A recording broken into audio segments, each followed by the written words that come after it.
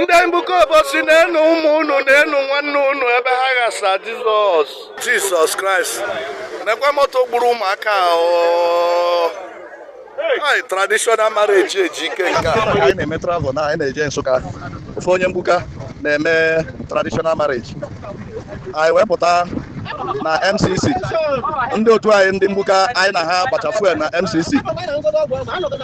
anyị na-emuve anyị fere ha kasị anyị na-eso ha n'azụ anyị na-eso ha ya ka anyị pụta saịdị airport na ọ na taya ha gba anakpuo na okpuru tanka kwọpịa ha ncha niile 5 ka ha dị na spider ha bụ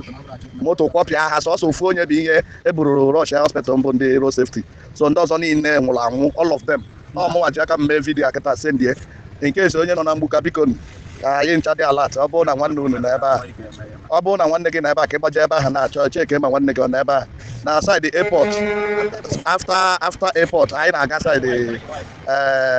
Ọkụzụ towards Ọkụzụ Ilo Express airport after airport side Ọkụzụ ebe a ka detain ụlọ wee mee and ha so na ha bụ ndị meeting ha yi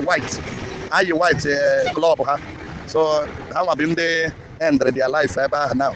in case ọ bụrụ na nwanne gị na-eje occasion a ka i cheki evidence ndị and ịgbaja ebe a ka ije cheki nwanne gị ndị mgbuka nekwenụ ndị otu na ebe ha ghasa Jizọs goro ndị na-eje marriage Ejike nekwe ndị otu gị ebe ha ghasa ebe a Jizọs moto nke adịgo nwụkwụrụ ọkụ Ejike nekwe ndị otu gị ebe ha ghasa